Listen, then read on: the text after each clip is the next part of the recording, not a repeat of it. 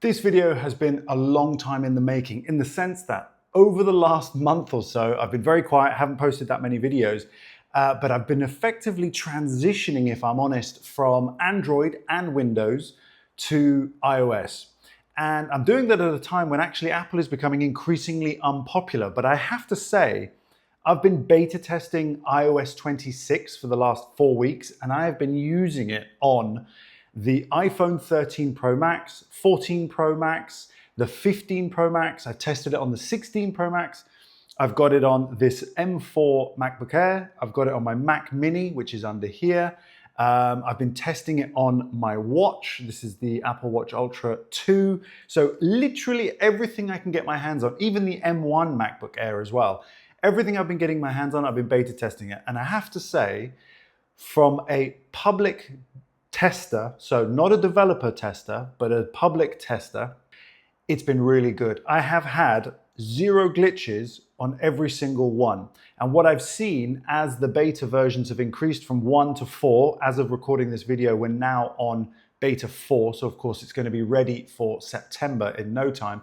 They've been rolling out more and more things such as instructional videos, guidance as to how to use the system, certain tips and so on. But I have found that it is fast, fluid, visually, I really, really like it. And I really do like the visuals of Liquid Glass. I have to say, Liquid Glass is a very, very cool looking piece of software because it just looks very, very visually appealing.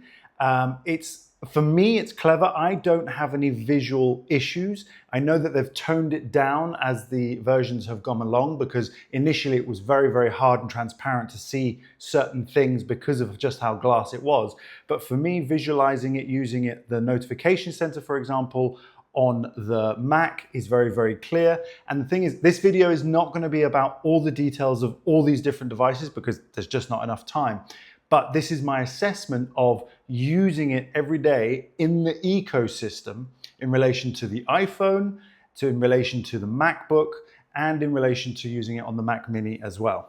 So on the iPhone, one of the things that stuck out to me most was that aside from the Liquid Glass that I've already mentioned, you've got a brand new keyboard. It's well organized, rounded buttons, very clear to see. And the response time is really, really nice. And I like the animations as well. And as other YouTubers have already mentioned, the animations are really well done on this one. There's just this kind of bouncing bubble effect to a lot of the animations included in iOS 26. And it just looks very, very polished and really well done.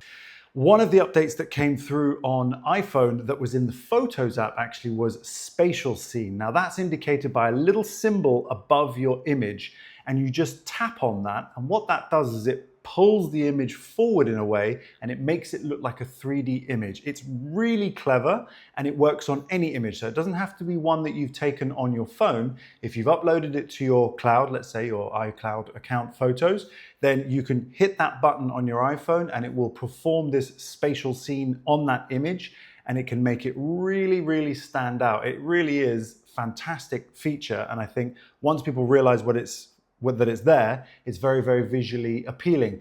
What is it useful for? Well, obviously, I think it's designed for the Google glasses that people can't afford at the moment, but in time, I think it's going to be a very useful, almost 3D visualization technique that's very clever and it works brilliantly on the phone. Now, the wallpapers have been spoken about many a time, and there is a massive update since iOS 17. The wallpapers are finally much more flexible in terms of how you can move them about, what the clock looks like. But one of the features on the latest update of iOS 26 is that the clock can actually be expanded in size and it fits behind the images that are projected on your screen. So it looks very, very cool. It's really well polished again. It normally does it brilliantly. I've only had one occasion when the clock didn't quite fit the image and it was either over the main character or the person in the image. Didn't quite make sense, but otherwise it usually figures it out really, really well. There was one minor glitch that I experienced, which was the Face ID. So Face ID was taking a little bit longer than normally. It's usually very, very quick, and users of iPhone will know that in some of the early betas, beta 2 I think it was, the Face ID was taking quite a long time or failing, and then you'd have to input the code. That only happened about 3 or 4 times, so I'm really scratching at the barrel here because it has been working very, very well. But that was something that has now got better as the beta versions have come out. And so right now I'm running iOS 26 beta 4 on all the devices that you see here and the ones on the screen. And they are very, very smooth, fully functional. I know that it's something that you need to be cautious with in terms of it being your main device, but everything is stored on the cloud. Everything sets up really, really well. And of course, the ecosystem for me has worked really, really well. Better, in fact, with, for example, the unlock feature that you have on the watch to unlock any device.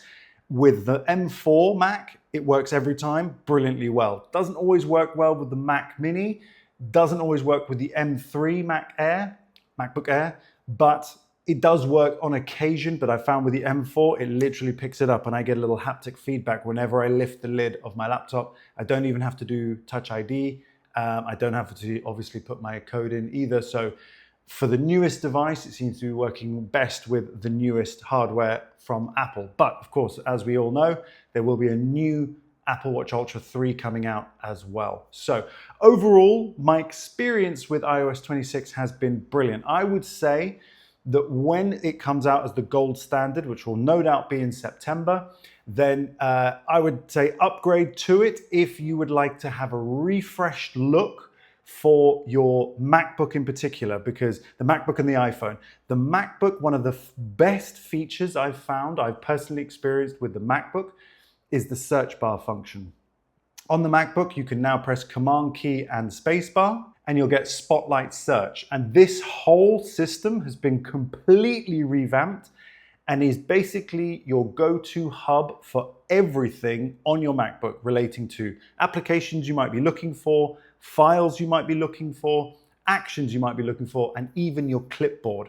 It gives you a guide on the Spotlight when you're using it to tell you to input a number, and then it will follow through. So for example, if you want to look for a certain application, you can just type the name of the application or the number 1 followed by the first letter of that application, and it will populate all of those that are available. It's very quick, it's fantastic, and it runs deep into the system. So for searchability, it is exactly what you want it to be. It is an all-encompassing search system, exactly how it should be. And that has been really a game changer, because I find myself, I was using it 5% of the time before now. Now I find I'm using it 25% of the time because I can do internet searches, I can do file searches, and it all populates there in Spotlight, and it is absolutely brilliant. Obviously for iPhone, if you're getting iOS 26, I would highly recommend that you do upgrade to that because it is a whole new visual look.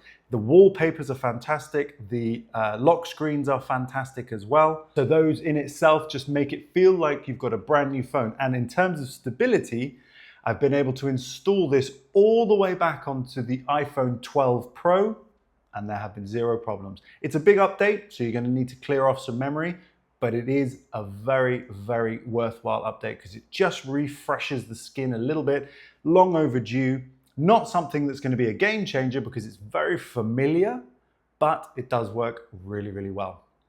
If you agree or disagree, what's your experience been with iOS if you're using it in advance? If you've got any questions and if you want to know something specific about the iPhone, the watch, or the MacBook, then put a comment below and I'll do my best to make a video about it. But otherwise, thank you so much for watching and I'll see you in my next one. Bye-bye for now.